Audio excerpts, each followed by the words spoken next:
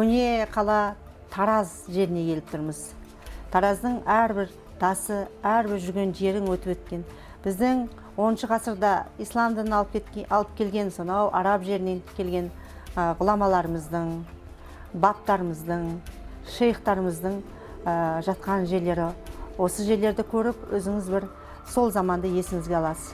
Және ұлы Алланы танытушы, Аллах жолын көрсетуші ұстаз осы жерлерде мәңгілікке мекен тепкен. Соның бірі қазіргі сәтте сіздерге айтайын деп тұрғанымыз Тектұрмас әулие. Яғни Тараздың Шымкентке қарай өтіп бара жатқан жолда тура жотаның төбесінде орналасқан Тектұрмас әулиеге келген адамның бақыт жолы, ырыздық несібе жолы, дәулет жолы ашылады деп көбі айтып жатады. Бірақ осыны біз зерттеу үшін өткен жолы бір сапарымызда келіп, шын бекен, әлде аңыз бекен деп бір күн жатып дұға қылып кеткен екен. Ал Алматыға келе сала, сол айтқан дұға тілектеріміз қабыл болды. Біз Алла нәсіп қылып, қайтадан осы елге, осы мекен жайға келіп тұрмыз. 10-9 ғасырда өмір сүрген кісі ғой. Сол кезде ислам дінін таратқан. Енді бұл кісінің ерлігі, тек тұрмайтындығы, ол енді басқа біздің енді отқа бағынған, суға бағынған мұсылман деген енді сол кезде оты қиында болған болу керек. Бұл кісі барған жерінде өткізіп келеді екен, әйтпесе қырып кетеді екен. Соның Тектұрмас деген кісінің өзі тек тұрмайтын, мынау мавзолейде де тек тұрмайтын кісі болған енді. Сондықтан ол Тектұрмас деген Махмұд аты сұлтан екен, Махмұд сұлтан деген Қарахан уақытысында болған кісі, тарихта қалған. Сондықтан бұл кісінің орнында әтей биік жерге участарға қояды екен ғой бұл кісілерді. Мысалы, Сарыағашта бір Иса атамыз бар, сода ненің жанында тұр. Мысалы, бұлардың аталарды сондай осындай участқа қойған. Бұл как раз берге ары мынау Жібек жолының бойында көпір болған міне. Сол көпірден өткен кезде елдің бәрі келіп, осында поляна бар, бәрі осы демалып, батасын алып кетеді екен, жарты. Батаға алып, бата сөйтіп, ары қарай өтіп кетеді екен. Біздің оны Таласта көпір бар. Сондықтан бұл кісінің Махмұд сұлтан деген кісі, сонымен келген кезде жерде тек төмпешікпенен ограждение болды.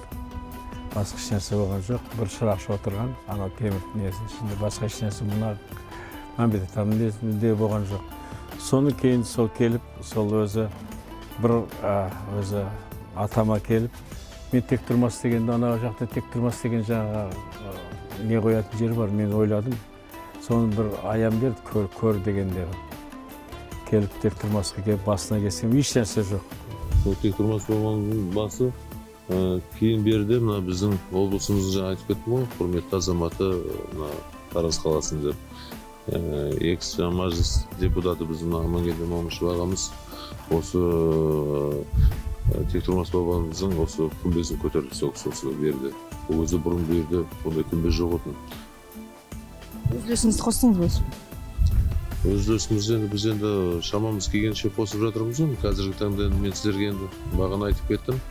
Осы біз мынау қалаға осы Тараз энергорталыққа келгеннен кейін осы жерге келіп, жаңа мен сіздерге айттым ғой, бір жұма күні кешке келдім, свет жоқ екен, сосын Амангелді ағаға звондап, сіз рұқсат берсеңіз, Алланың қалауымен мен осы жерге свет жүргізейін деп, анау төменнен бастап трансформатор орнатып, содан бастап ана электр жүйелерін жүргізіп осы жерге, осы бабаның басынан бастап, іші, сырты, прожекторларына дейін бәрін қойып, сыртынан тұрақтардың бәріне үлкен прожекторларын қойып бәрін осы жерге қазіргі таңда трансформатордан бастап линияларын бәрін тарттырып, осы жерге прожекторларын бергізіп бәрін қазіргі уақытта осы елдің, халықтың осы игілігі үшін осы тегін электр қуатын бергізіп отырмыз осы жерге қазір.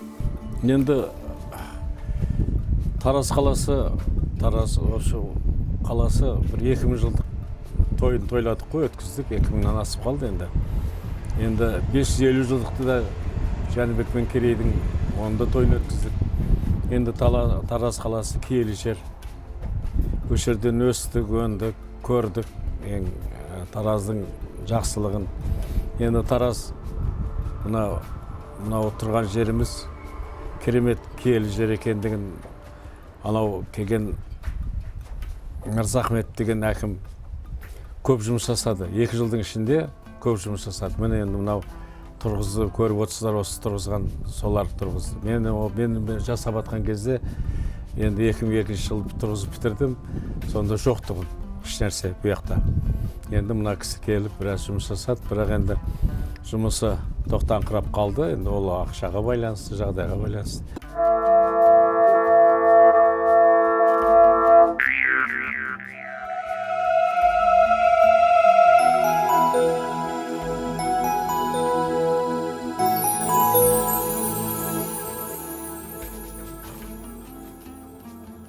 Ауылым алтын бесігім дейді ғой жалпы. Сіз өз ауылыңызды гүлдендіруге үлес қосуды қанша жасыңыздан бастадыңыз? Қандай қызметтерде болдыңыз осы өлкеде? Енді бұл өлкеде мен сол бірінші келгенімде мол заводтың директоры болдым. Сол Көкшетаудан ана завод деген түскеннен кейін.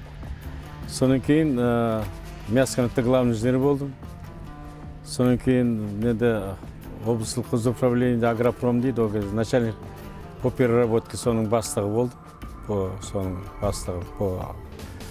Сонан енді біраз мясокомбинаттар соқтық. Мұнда Қаратауда, Меркеде сол біраз мясокомбинаттар соқтық. Енді сонан кейін сол зам әкім болып істедім. Сол как раз соларды переработкаларды, сақ завод бар соларды, спиртзавод бар, соларды көбейтеттім. Лёк промышленность. Сонан кейін содан госстандарттың бастығы болдым. Зам әкім болып істедім, содан госстандарттың бастығы болдым. Содан сол 2007 жылы сонда сол менің неге депутат болып сайландым Нұр Отаннан. Мәжіліс депутаты болып сайландым. Себебі сол как раз сол жыл пенсияға шыққан тұғым.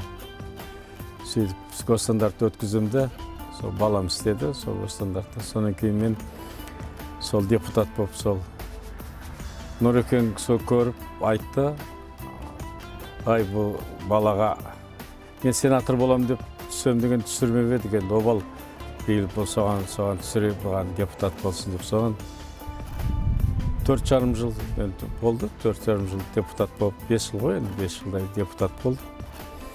Сонан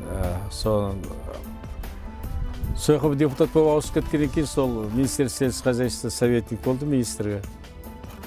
Сол депутаттан кеткеннен кейін сонда біраз жұмыс істедім. Соның ардагерлердің сол член президиумы болып сайландым. Сол Астанада.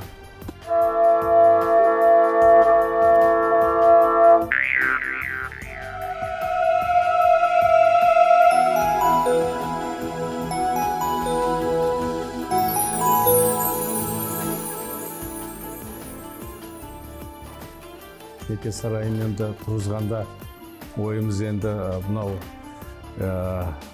мысалы рухани жаңғыруға байланысты елдер некесін қию керек жастар. Өкіметтің қиғаны бір бөлікті мен молда отырып некесін қия. Енді ойлап отырмын, сондықтан соғылған бұны сұрас соған жасадық. Енді биыл көп ремонттар жасап бітірдік. Енді неке сарайы основном осы неке қию болады. Некесін қияғы болады, солай.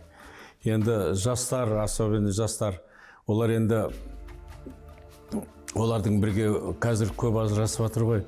Сол мынау некеге берік болу үшін енді анау официальный болған кездерде ол енді орысша сияқты ғой, бәрі де некесін қиып қағазын береді. Енді ол да дұрыс шығар, бірақ енді мынау молдаменен жаңа қиған кезде жастар бір-бірінен ажыраспау керектігін, бұлай бір-бірін қимай, бір-бірін жүріп, семьялы болу, отбасы болу үшін соған үлкен жұмыс жасалынды. Сондықтан мен ойлаймын, сол осығанда бір негізінен балалардың тату тұрып, жақсы болуын үшін де осы киелі жерде олар несі отбасы берік болады деп ойлаймын. Сондықтан осындай жасалған, сол ойменен.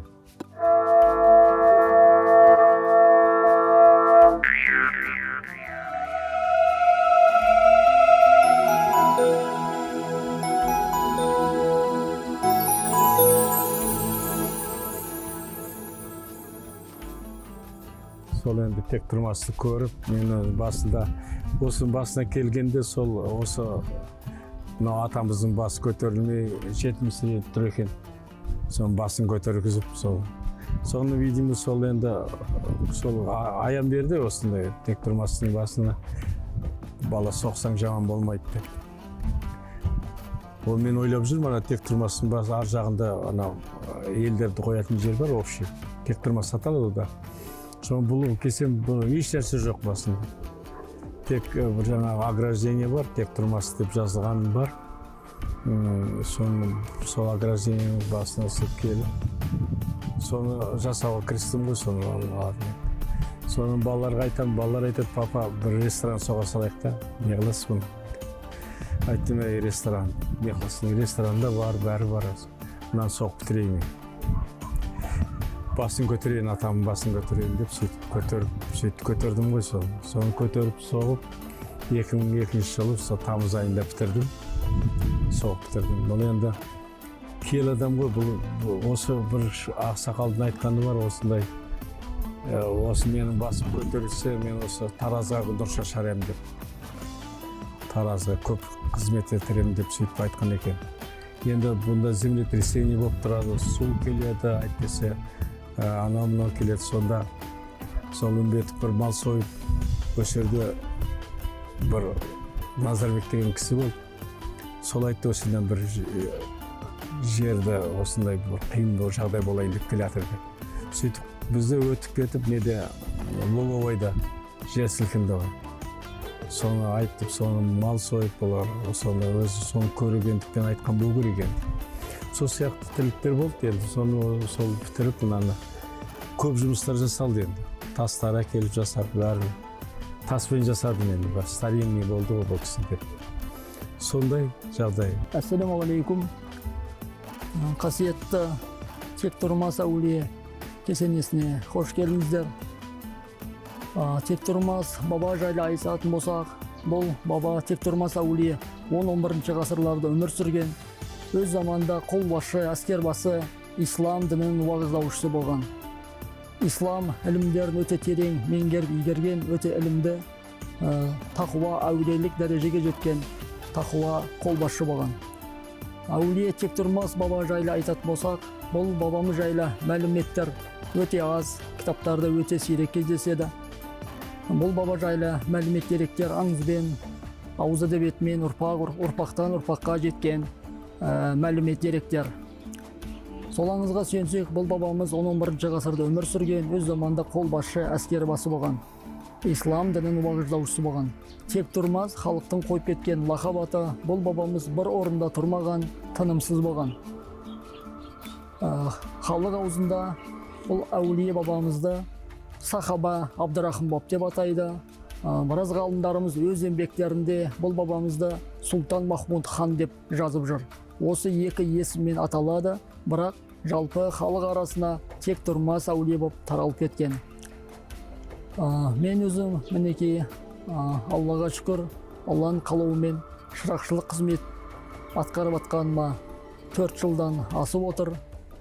Бұл жерге халық Тектұрмас бабаға табынуға емес, құрмет көрсетуге келеді. Әулие басында дұға тілек қабыл болады деген бұрынғы ескі қағида бар, ата бабаларымыздың айтқан. Бұл жерге Алланың нұры төгіліп тұрады.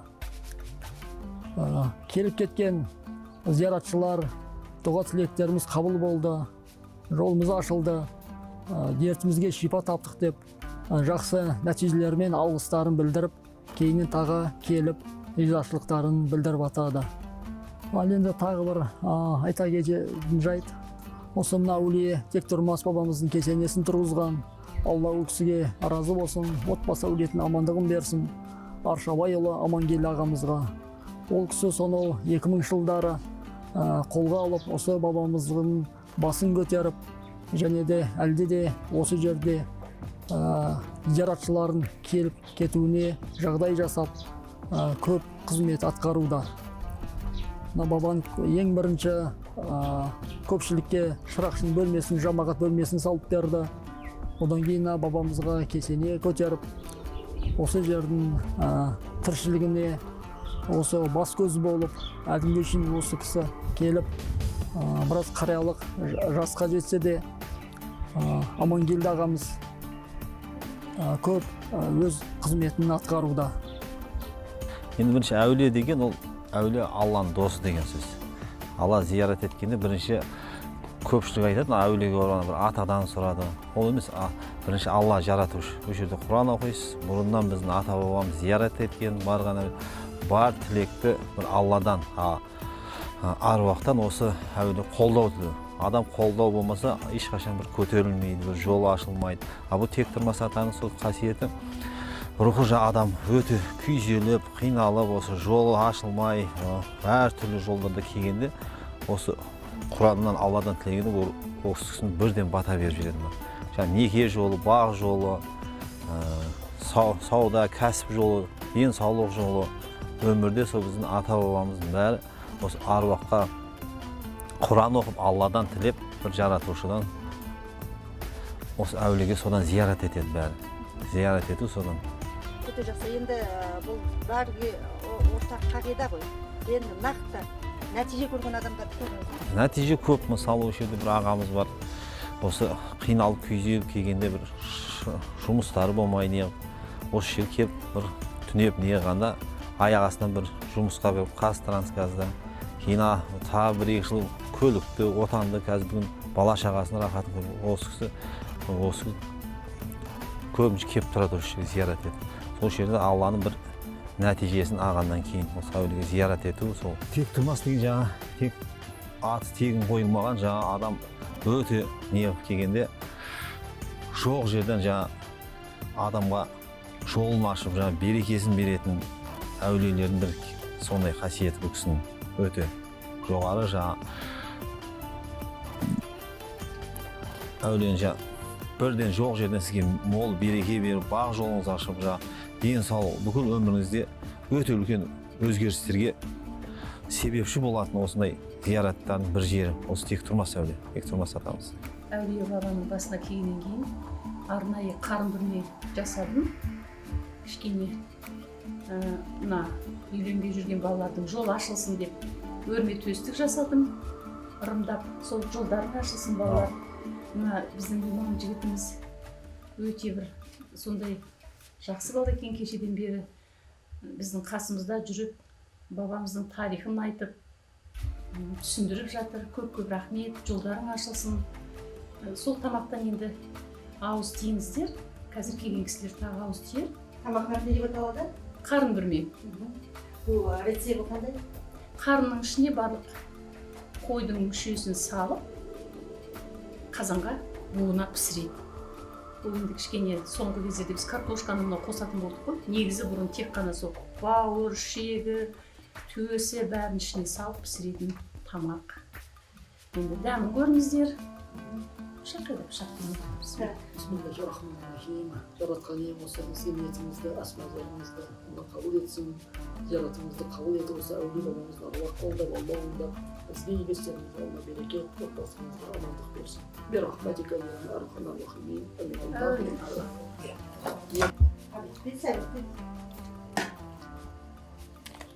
Мінекей, құрметті көрермендер, Жібек жолы бойында орналасқан көне Тараз қаласына көрік беріп тұрған тектұрмас әулиенің кереметімен таныстыңыздар. Ислам дінін 10 ғасырда қазақ жеріне алып келген тектұрмас бабаның шарапаты бүгінде қазақ еліне тиюде. Еліміз тыныш, Аллаға шүкір. Ал осындай игілікті іске мұрындық болған, ел сенімін ақтаған қарапайым жұртшылықтың алғысына бөленіп, арқа сүйер абызына айналған Амангелді Момышев мырза билікті де, мансапты да қатар ала жүріп, бабалар жолында әстен есте шығармаған нағыз ұлт жанашыры. Арамызда Амангелді ағамыз сияқты абзал азаматтар көбейе берсін деп бүгінгі бағдарламамызды тәмамдаймыз.